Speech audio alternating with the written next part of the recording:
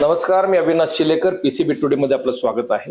PCB कट्टामध्ये आपण महापालिका निवडणुकी संदर्भात चर्चा करतोय. महापालिका निवडणुकीसाठी आता उमेदवारी अर्ज दाखल करायला परवापासून सुरुवात झाली. 23 ते 30 पर्यंत उमेदवारी अर्ज दाखल करायचे. 15 जानेवारीला निवडणुकी 16ला निकाल, हा सगळा प्रोग्राम आहे. आता प्रत्येक पक्ष म्हणजे महायुती, महाविकास आघाडी, प्रत्येक पक्ष दोन्ही बाजूनी राजकीय घडामोडी मोठ्या प्रमाणात सुरू आहेत. अधिकृत उमेदवारांची यादी अद्यापर्यंत कोणीही जाहीर केलेली नाही. कदाचित या पुढच्या 2 दिवसामध्ये ते जाहीर होईल. दरम्यानच्या काळामध्ये जे इच्छुक उमेदवार आहेत ते प्रचाराला लागले. अनेक ठिकाणी काही पॅनल वाईज प्रचार सुरू झालेले आहेत. ज्यांना आतून माहिती मिळाली की आपल्याला उमेदवारी आहे ती मंडळी प्रचाराला पण लागलेली आहेत. आता आपण वार्ड क्रमांक तुमचा प्रभाग क्रमांक 11 या संदर्भात बोलणार आहोत. प्रभाग क्रमांक 11 मधून मनाली अजय पाताडे या भाजपच्या वतीने इच्छुक उमेदवार आहेत. हायली क्वालिफाईड आहेत. त्यांचा परिचय मी करून देतो. मनालीजी, आपलं स्वागत आहे. नमस्कार. नमस्कार. मनालीजींचा परिचय करून देतो मी. त्यांचं पूर्ण नाव आहे मनाली अजय पाताडे, राहणार पूर्णानगर. त्यांचं शिक्षण आहे बीटेक फूड टेक्नॉलॉजीमध्ये आणि आरंभ बेवरेज म्हणून त्यांचा स्वतःचा व्यवसाय आहे. त्यांनी अनेकांना रोजगार सुद्धा दिलेला आहे. याशिवाय स्वराज्य महिला स्वयंरोजगार सेवा संस्था आणि बचत गट याच्या माध्यमातून त्यांनी मोठ्या प्रमाणात सामाजिक कार्य त्या भागात सुरू केलेलं आहे. अजय पाताडे यांच्या कन्या आणि बाकी पार्श्वभूमी बरीच काही आहे, पण राजकीय पार्श्वभूमी तशी विशेष काही नाहीये. राजकीय आता आपल्या शहरामध्ये अनेकदा असं होतं की राजकारणामध्ये आजोबा, वडील, पंजोबा अशी काही त्यांची परंपरा असते. पण अनेक कुटुंब असे आहेत की त्यांना राजकीय पार्श्वभूमी नाही, परंतु त्या कुटुंबातील महिला, मुली ह्या आता राजकारणात येऊ पाहतात. ते 50% आरक्षणाचा जो फायदा आहे त्यामुळे हे सगळं शक्य झालंय. मनाजी, मला पहिले सांगा, पिंपरी चिंचवड शहर तुम्हाला ज्ञात आहे. या शहराबद्दल नेमकं तुम्हाला काय वाटतंय? या शहरातील राजकारणाबद्दल काय वाटतंय? राजकारणातील महिलांचा सहभाग याच्याबद्दल काय वाटतंय? खरं तर पिंपरी चिंचवड शहर हे आपलं म्हणजे बघायला गेलं तर मेन औद्योगिक शहर हे म्हटलं जातं. आणि मला असं वाटतं महिला म्हणून या औद्योगिक शहरात महिलांना तेवढंच प्राधान्य भेटलं पाहिजे. ज्या पद्धतीने आज 50% आरक्षण आपण म्हणतो की राजकारणात भेटलं पाहिजे, तसंच औद्योगिक शहरात जर आपण म्हणतो तर महिलांनी तेवढंच औद्योगिक म्हणजे त्याच्यात पण त्यांनी सहभाग घेतला पाहिजे. आणि त्यात सहभागी करून घेण्यासाठी आपण महिलांना पुढे आणलं पाहिजे. आणि तसं बघायला गेलं तर पिंपरी चिंचवड शहरामध्ये 50% आरक्षण महिलांना राजकारणात असल्यामुळे बरेचसे महिला निवडून आलेत. म्हणजे त्यांच्या पती राजांमुळे आपण बघतोय की महिला सभागृहापर्यंत गेलेत, पण तिकडे ते प्रश्न मांडू शकत नाहीत. महिलांच्या ज्या समस्या आहेत, मूलभूत समस्या आहेत, ते तिकडे मांडू शकत नाहीत. ह्याची एक जरा मला खंत वाटते. बाकी पिंपरी चिंचवड मध्ये आपण बघितलं तर बाकी आपला विकास तर खूप चांगल्या पद्धतीने झाला. डेव्हलपमेंटच्या बाबतीत आपलं शहर 1 नंबर आहे. राज्यामध्ये 1 नंबर शहर आहे. सर्वाधिक वेगाने वाढणारे शहर आहे. मला ह्याच्यामध्ये सांग, या शहराची राजकीय प्रकृती कशी आहे? म्हणजे आपण त्याला म्हणतो की डावे उजवे, थोडक्यामध्ये भाजप म्हटल्यावर डावे समजलं जातं, भाजप म्हटल्यावर उजवे आणि बाकीचे काँग्रेस, राष्ट्रवादी हे म्हटलं डावे पक्ष समजले जातात. या शहराचा संपूर्ण जर राजकारणाचा तू अभ्यास केला असेल, तुला निवडणुकीत उतरायचं म्हटल्यावर राजकारणाचा अभ्यास केला असेल, या शहरामधले नेमका स्वभाव कसा असं काही सांगू शकतेस? राजकीय स्वभाव. आणि मला खरं तर आवर्जून सांगायला लागेल की आपल्या ज्या पिंपरी चिंचवड शहरात आहे, आपल्याला 4 आमदार लाभलेले आहेत, ज्याच्यामुळे हा विकास शक्य झालेला आहे. खरं तर आपले भारतीय जनता पार्टीचे अध्यक्ष शत्रुघ्न बापू काटे, तसेच महेशदार लांडगे, मग आपले शंकर जगताप, आपले अमितदादा गोरखे आणि उमा खापरे या चौघांची ताकद एवढी भारी आहे की भाजपाला एवढं आपण या ठिकाणी म्हणजे मताधिक्य मिळवून देऊ शकलो. आणि सगळे एकत्र येऊन ह्या पक्षाचं चांगलं काम करून पिंपरी चिंचवडला एक चांगलं भारतीय जनता पार्टीचं एक वलय निर्माण झालंय पिंपरी चिंचवडमध्ये. खरं तुमचे एवढी मोठे 4 आमदार आहेत, बाकी पक्षाध्यक्ष आहे म्हटलं, तुमची सत्ता परत येणार? म्हणजे येणारच, 100% येणार. मला एक सांग, तुझा प्रभाग क्रमांक 11 कृष्णानगर, नेमका त्याचा परीघ कसा आहे? म्हणजे सर्वजण त्याचं बॉर्डर कोणते आहेत, बाउंड्रीज कोणत्या? कृष्णानगर आपला प्रभाग क्रमांक 11 हा असा आहे की आपलं जुनं आरटीओचं ऑफिस आहे, त्याच्या बॅक साईडनी जो रोड जातोय, म्हणजे आपलं पूर्णानगर येत आहे, पुढे कृष्णानगर येतं, त्याच्या पुढे फुले नगर, अजंठा नगर, तिथूनच जसं तो वरती येतोय तर तिथे आपल्याला पुढे हरगुडे वस्ती भेटते, नेवाळे वस्ती, कुदळवाडीची कॉर्नर आपल्याला येते. आणि घरकुल हे मोठं प्रभाग म्हणजे मोठं हे त्याच्यामध्ये पूर्ण. त्यातला प्रमुख समस्या काय सांगू शकतेस तू? प्रमुख समस्या ज्या आहेत ते मेन म्हणजे घरकुल मधले मला आवर्जून सांगायला लागतील, कारण घरकुल हा थोडा सखल भागात असल्यामुळे पावसाचे पाणी म्हणजे जेव्हा पाऊस पडतो तेव्हा इतकं पाणी साचतं की ते 2-2 दिवस पाणी निघत नाही, निचरा होत नाही. तर तिकडे बिल्डिंग मध्ये जर राहतात त्यांना एवढा त्रास होतो. आणि अजून एक की एवढा मोठा प्रभाग असून सुद्धा तिथे कुठेही अख्ख्या प्रभागात कुठेही सार्वजनिक शौचालयाची व्यवस्था नाहीये. कुठेही नाही. कुठेही नाहीये. कारण घरकुल मध्येच आपण जर म्हटलं तर कमीत कमी 25 ते 30 हजार पॉप्युलेशन तिथे राहत आहे. आणि त्याच्याकरिता मला वाटतं ह्याची खूप मूलभूत सुविधा ही पाहिजेच. त्याच्यानंतर जो आपण चौक बघतोय, घरकुल चौकच जो आपण बघतोय, त्याच्यामध्ये जे सुशोभीकरण केलंय ते अत्यंत सुंदर केलंय, पण त्याच्यात काहीही ट्रॅफिकचं व्यवस्था केलेली नाहीये. जी कारण खूप म्हणजे दररोजचं आहे, दररोज तिकडे तासन तास ट्रॅफिक जाम होतं, लक्झरीज थांबलेले असतात जे पुढे सिग्नल असेल ना तिथे. सिग्नल आहेत पण एवढा वेळ थांबत नाही लोक आणि मग सिग्नल क्रॉस करतात आणि मग त्याच्यानंतर ट्रॅफिक जाम होतं. म्हणजे वाहतूक कोंडीचा हा प्रश्न तुमच्याकडे पण आहे. तुमच्याकडे रस्ते सर्वात प्रशस्त आहेत या वॉर्डमध्ये, तरी सुद्धा रस्ते प्रशस्त आहेत, पण त्यांनी जे मध्ये सुशोभीकरण केलं आहे रस्त्यांच्या मध्ये खूप मोठ्या प्रमाणात सुशोभीकरण केलं आहे. त्याची एक म्हणजे हे वाटतं की त्याच्यामुळेच ते ट्रॅफिक जामचे अडचणीचं ठरलंय. आणखीन काय काय समस्या सांगू शकते? घरकुल हा तो उल्लेख केला. घरकुल ही मोठी वसाहती, मला वाटतं त्या वॉर्डमध्ये सर्वात मोठी घरकुली वसाहती.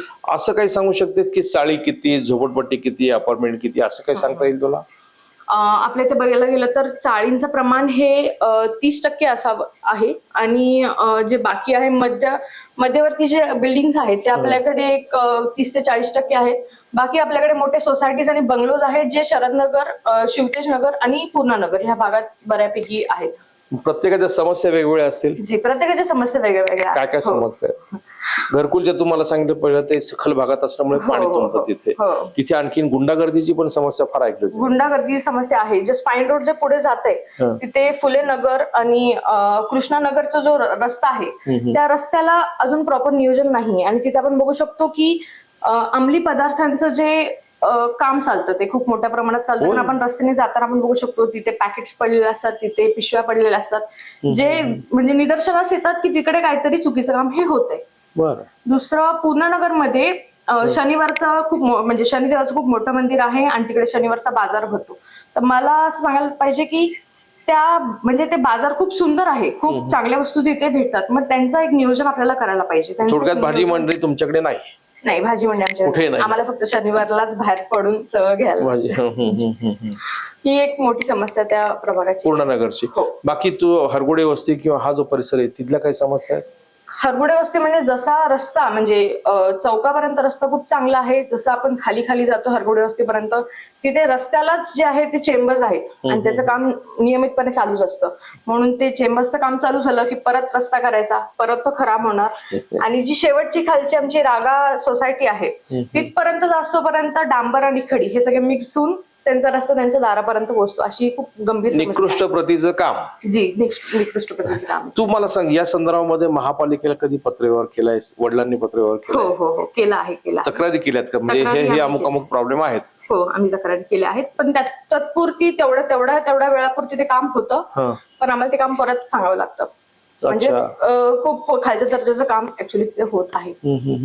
तुला निवडून येऊन नेमकं करायचं काय? तू सभागृहामध्ये भाषण करणार, बोलणार? नक्की. कारण काय होतं, महिला निवडून येतात परंतु सभागृहामध्ये कोणी बोलत नाहीत, म्हणून तुला विचारलं. तू यापूर्वी सार्वजनिक समारंभामध्ये कुठे भाषण वगैरे? हो, मी वक्तृत्व स्पर्धामध्ये नेहमीच उतरत असते, मी नेहमीच त्याच्यात पाठ घेत असते आणि मला त्याचे बक्षीस पण देखील मिळाली. अरे वा, छान. आणि मला आवड आहे आधीपासून समाजात जाऊन बोलायची, समाजात महिलांना मार्गदर्शन करायची. आम्ही जी संस्था चालवतो, स्वराज्य महिला सेवा रोजगार संस्था. काय नेमकी संस्था काय करते, चालवते म्हणजे केव्हापासून आहे, काय करते? मला या संस्थेला 2 वर्ष झाली आणि आम्ही या संस्थेत जे शिक्षित महिला 11 शिक्षित महिला आम्ही एकत्र येऊन ही संस्था आम्ही चालू केलेली आहे. आणि त्या संस्थेच्या अंतर्गत आम्ही जे छोटे छोटे उद्योग आहेत त्यांना आम्ही सक्षमीकरण करतो. म्हणजे त्यांना आम्ही भाग भांडवल निर्माण करून देतो. भाग भांडवल कुठून देतो? बचत गटामार्फत देतो किंवा आमच्या संस्थेच्या मार्फत पण आम्ही देतो. किती भाग भांडवल? 1 लाखापर्यंत 2 लाखापर्यंत आम्ही त्यांना भाग भांडवल. किती महिलांना रोजगार मिळाला ह्याच्यातून आतापर्यंत आम्ही एक 20 महिलांना रोजगार दिलेला आहे. बरं, अच्छा. म्हणजे ते स्वतःच्या जेव्हा काय रोजगारमध्ये काय दिलं, नेमकं काय करतात? रोजगारमध्ये आम्ही त्यांना मशिनरीज उपलब्ध करून दिलेत, ज्या मशिनरीजला सुरुवातीला जे भाग भांडवल लागतं, शिलाई मशीन्स. शिलाई मशीन नाही. मग? म्हणजे आता जर आपण कोणाला केकचं स्टॉल चालू करायचे आहेत तर आपण बरं. त्यांना ओव्हन लागतो, त्यांना जे मिक्सर्स लागतात, त्याच्यासाठी त्यांना जे भाग भांडवल लागतं ते आपण उपलब्ध करून दिलं अरे वा, आहे छान. सुरुवातीला. स्वयंरोजगाराचं मोठं काम आहे तुमचं. हो, मोठं काम आहे. खरं तर महापालिका सभागृहामध्ये अशा कल्पक महिला असल्या पाहिजेत. ही जी सुरुवात आहे ती स्वतः बीटेक फूड टेक्नॉलॉजी मध्ये केलेली आहे.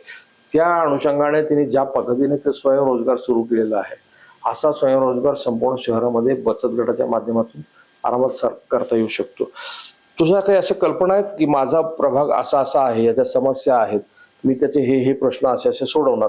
आपण ज्याला म्हणतो की उद्या तू नगरसेविका झालीस तर तुझ्या प्रभागाची पहिल्या दिवसापासून डेव्हलपमेंटच्या दृष्टिकोनातून अशी ब्ल्यू प्रिंट किंवा विकासाचा आराखडा हो. असं काही डोक्यात आहे तुझ्या? हो हो, निश्चित. माझं जे पहिलं विजन असेल ते तर म्हणजे ट्रॅफिकचं असेल, आणि जे सगळ्यात मेन प्रॉब्लेम जो मी तुम्हाला सांगितला की सार्वजनिक शौचालय, हे माझं मेन विजन असणार आहे पहिलं. आणि त्याच्यानंतर एक माझं मोठं विजन आहे जे की मला तिकडच्या महिलांना एक रोजगार निर्माण करून द्यायचा आहे. त्यासाठी मला तिकडे छोटे छोटे युनिट्स निर्माण करून द्यायचे आहेत ज्यात मी महिलांना सक्षमीकरण करू शकेल. अशी एक मी योजना तयार केली आहे की ज्यात मला महिलांना सहभागी करून घ्यायचं आहे आमच्या प्रभागात. छान. तुझं करप्शन बद्दल काय मत आहे का? हा कळीचा मुद्दा आहे. हो हो हो. म्हणजे करप्शन भाजपच्या काळात 2017 ते 22 फार मोठ्या प्रमाणात करप्शन झाले, असे आरोप झालेले आहेत. तुला प्रत्यक्षात काय वाटतं त्याबद्दल? तसं बघायला गेलं तर आता आपण म्हणतो ना की जेव्हा वरून 1 रुपया खाली येतो तेव्हा तो पार शून्य म्हणजे 8 आणे आणि त्याच्यापर्यंत खाली येतो. त्याच पद्धतीने जेव्हा एखादं काम होतं मग ते आजकाल पूर्ण आपली सिस्टीमच एवढी करप्टेड झाली की त्या प्रत्येक सिस्टीमला आपल्याला एवढं सुधारायला लागणार आहे. एवढं एआय, आता एआयचा काळ आहे म्हटल्यावर आपल्याला त्यातून कसं आपण त्यात करप्शनला कसं कंट्रोलमध्ये करू शकतो याच्यासाठी मला असं वाटतं की आपण ते जे एआयचे जनरेटेड नवीन नवीन जे आपल्याकडे आता उपलब्ध आहे आयटी सेक्टर्स मध्ये जे काय नवीन नवीन गोष्टी आपल्याला एआय थ्रू मिळतात ते आपण त्यात युटिलाइज केल्या पाहिजे, त्यात वापरल्या पाहिजे. छान. म्हणजे अशा मुली जर महापालिका सभागृहामध्ये आल्या तर महापालिकेतलं करप्शन कशा पद्धतीने कमी करता येईल ह्या दृष्टिकोनातून विचार करतात. राजकारणामध्ये यायचा हा पैसे कमवण्यासाठी यायचं का समाजकारणासाठी यायचं, नेमकं काय? कारण समाजकारण सगळे सांगतात राजकारण करायचं म्हणजे निवडून यायचं म्हणजे 5-50 लाख रुपये खर्च करायचे. वास्तविक नगरसेवकाला मानधन मिळतं 15,000 रुपये महिना. म्हणजे वर्षाचं सगळं जर मानधन पाहिलं 5 वर्षाचं पाहिलं तर 10-12 लाखाच्या पुढे जात नाही. मग तरी सुद्धा राजकारणात कशासाठी यायचं? राजकारणात यायचं म्हटलं तर ह्याच्यासाठी झालं पाहिजे की समाज सुधारण्यासाठी आपण मेन म्हणजे राजकारणात आला पाहिजे.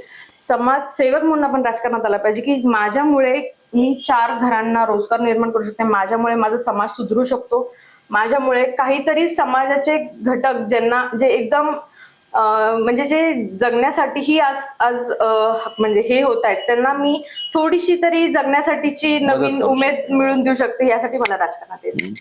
नाही, तुला उमेदवारी मिळाली नाही तर पुढे काय? पुढे उमेदवारी जर नाही मिळाली तर आम्ही आजपर्यंत माननीय आमदार महेशदा लांडगे यांच्या मार्गदर्शनाखाली आमच्या प्रभागात आम्ही काम करत आहोत. तर पुढे जर उमेदवार नाही भेटली तर निश्चित रूपाने आम्ही त्यांना विचारूनच म्हणजे वरिष्ठ नेत्यांना विचारूनच आम्ही पुढचा जो काय आमचा निर्णय असेल तो आम्ही घेऊ. छान. ओव्हरऑल संपूर्ण तुम्हाला मनालीचा अहवाल दाखवतो. तुम्ही अहवाल सुद्धा चित्रमय पद्धतीने फार सुंदर अहवाल तयार केलेला आहे. तिच्या संस्थेची उद्दिष्ट वगैरे ह्याच्यामध्ये दिलेली आहेत आणि आतापर्यंत जे जे उपक्रम तिने घेतलेत त्या उपक्रमाबद्दल माहिती. मला शेवटचा प्रश्न आहे तुला. तू विजय झाल्यावरती तू स्वतःचे निर्णय स्वतः घेणार की बाबांना विचारून निर्णय घेणार? नाही, मी स्वतःचे निर्णय स्वतः घेणार. फार महत्वाचं आहे. महिलांच्या राजकारणातील सहभाग जवळजवळ 25-30 वर्ष झाले. मोठ्या प्रमाणावरती महिला राजकारणात येत आहेत, त्या स्वकर्तृत्वावरती येत आहेत. त्यात आता हायली क्वालिफाईड महिला राजकारणात येतात, त्याच्यावर फार समाधानकारक बाब आहे. म्हणाली, तुला आमच्या खूप खूप शुभेच्छा आहेत. तू नगरसेवक होऊन पुन्हा आपण मुलाखत करू. नक्की. धन्यवाद.